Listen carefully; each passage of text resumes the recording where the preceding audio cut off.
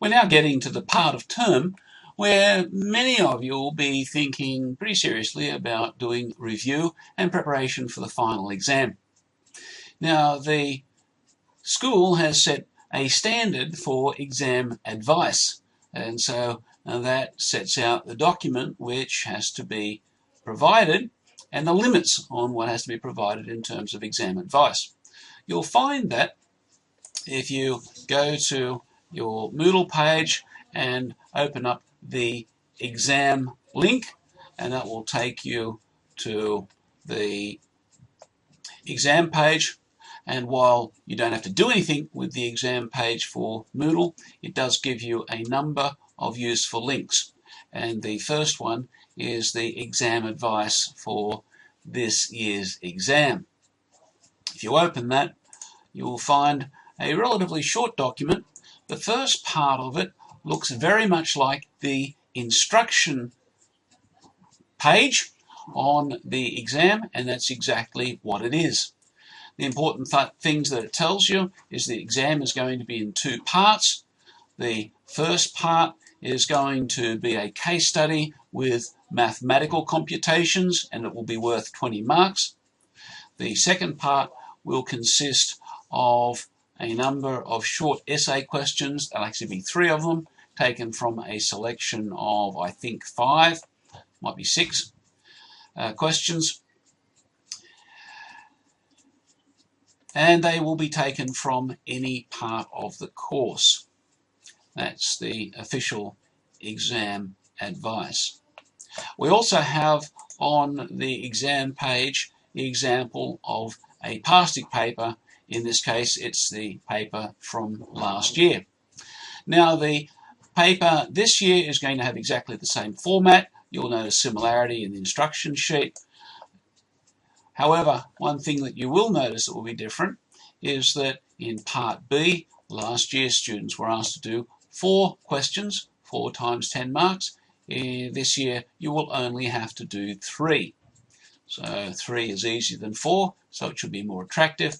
Read the instructions. The form of the questions is going to be very similar. You'll notice that as you go through the questions, each one deals mainly with one of the modules, in some cases comparisons between 2 modules, and they tend to give you the opportunity in fairly general terms, really as specific as you would like, to outline your understanding of the content of one module, or perhaps a couple of them, say comparing the different valuation approaches or something like that. Overall, you only have to select 3 out of the selection, so you don't have to do all of them, so there's some selection. You can take the favourite ones that you like. Part A of the paper is a case study question and involves calculations.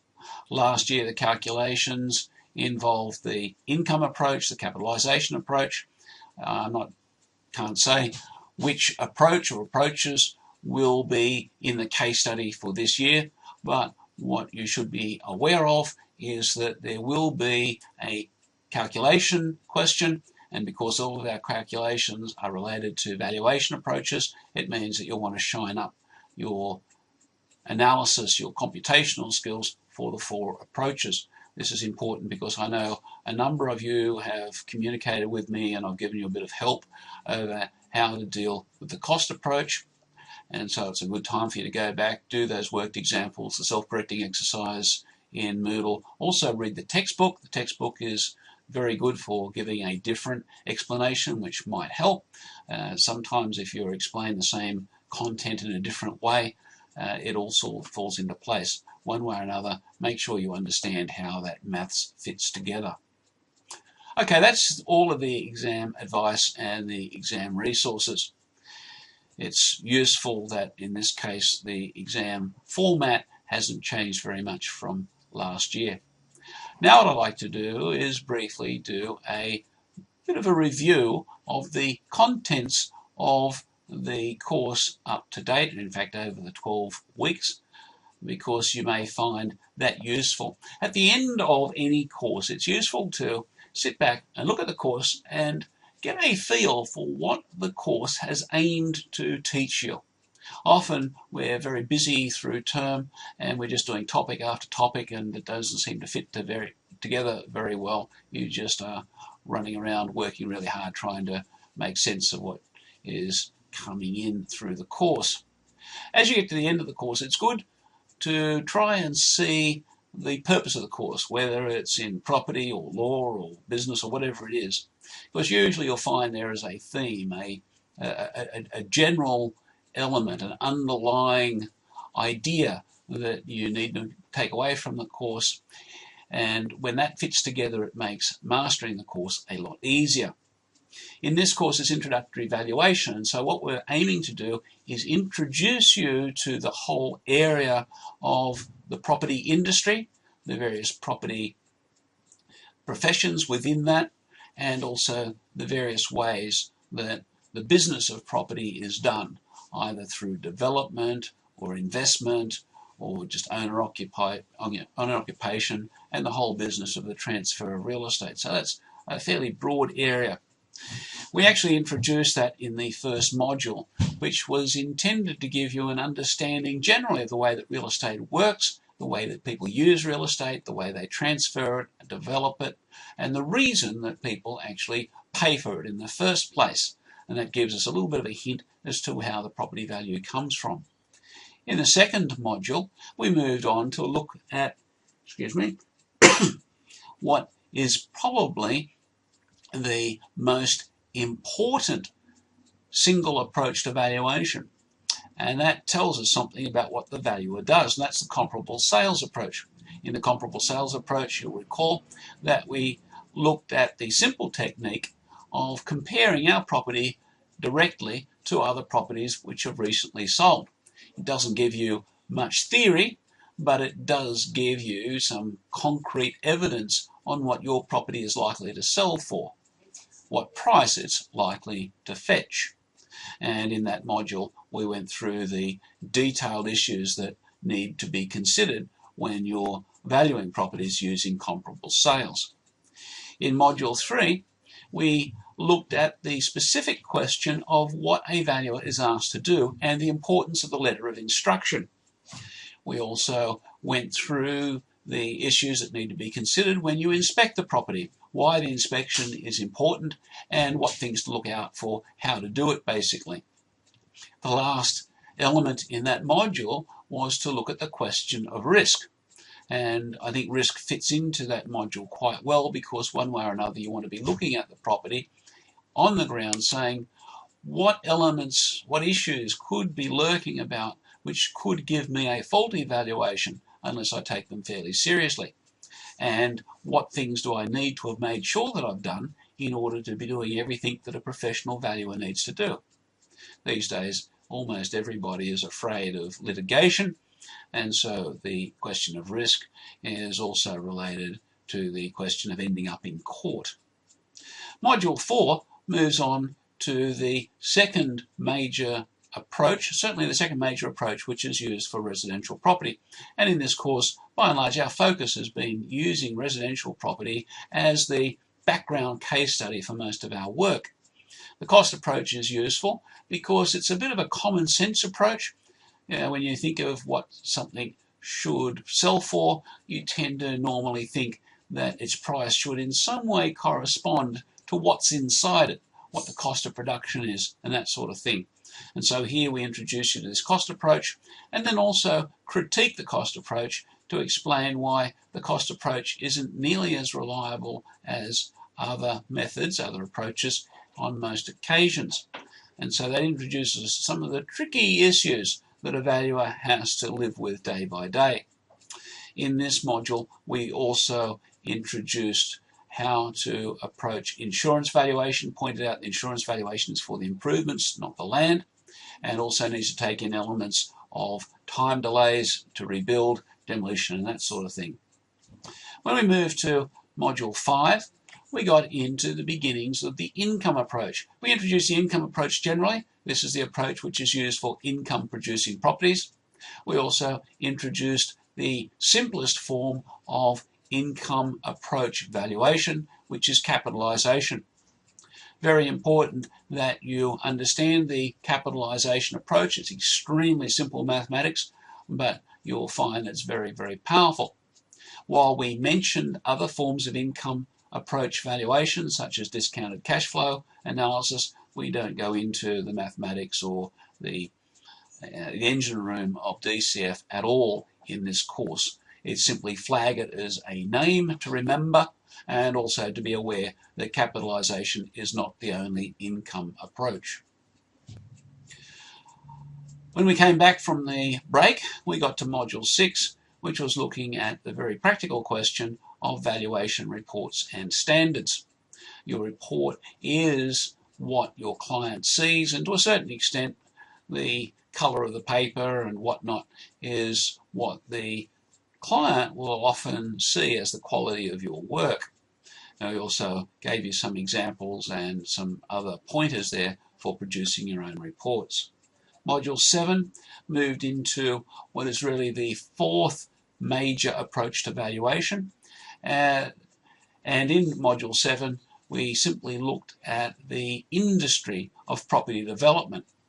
And because the fourth approach to valuation we hit in Module 8, which is residual land value. And this is actually a very specialized form of income approach. However, it's probably best not to consider it in those terms, but really see it as an independent approach. And the reason it's an independent approach is that it only suits property to be developed. You have to understand the property development industry and its process, which is what we did in Module 7. And in Module 8, rather than go into the complexity of the RLV approach, which is quite complex and we will be covering in later courses, we gave you the overall parameters of how it works and the very simple mathematics if a lot of the detailed computations are done, which basically gives you the basic theory of it expressed mathematically. And so you can do RLV valuation from this course, assuming that a lot of the detailed calculations are actually previously done by others for you. So there's a little bit of mathematics there as well, and that's the fourth major approach. When we move into Module 9 and following, we're really moving into theoretical areas, theoretical topics. Module 9 looks at the practicalities, the real economics of property. The interesting thing about being a property economist and a property valuer is that you get to work with things on the ground day by day that that economists only really deal with in theory. And so you are an expert in the market as it exists in the real world, whereas an economist tends to be an expert, supposedly, in the market as it exists in somebody's head. And we have to distinguish between economics as it's taught in theory as opposed to economics on the ground in the property world. In Module 10, we look at the valuation framework. In this module, we really plumb the question of what the valuer is aiming to do, or what they're going to end up in court for not doing as well as the client expects. And we set the tension that exists in the valuation area between the valuer as a market forecaster compared to the valuer as a financial appraiser, as somebody who works out the investment value of a property. And we will see that this largely hangs on the difference between positive and normative theories or approaches to value.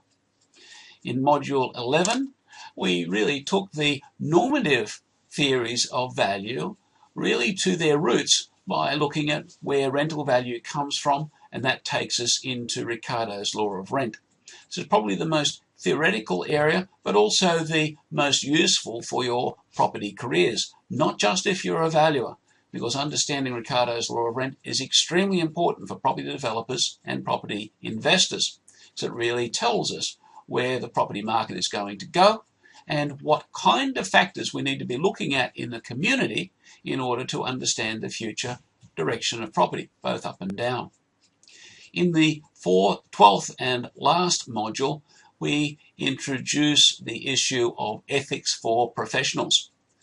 Now, the Australian Property Institute is very keen on seeing all property people having some training in ethics, because it's important for professionals, not just property professionals, but all professionals, to be able to understand the dimensions of ethics, of moral theory, and why they're absolutely necessary for professional practice.